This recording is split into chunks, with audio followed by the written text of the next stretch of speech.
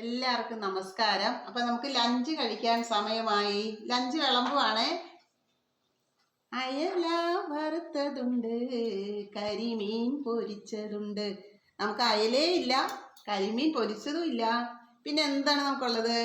Chicken കറി വെച്ചിട്ടുണ്ട്. ഇന്ന് Sunday അല്ലേ, നമുക്ക് ചിക്കൻ കറി ഉണ്ടേ. ഓക്കെ, ചിക്കൻ കറി വെച്ചു.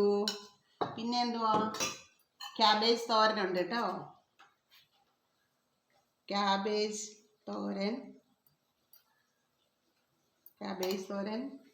പിന്നെ നമുക്ക് കടലക്കറി ഒരു സൈഡിലോട്ട് എടുക്കാം. കടലക്കറി ഉണ്ട്. പിന്നെ വെള്ളക്കടലയാണ്.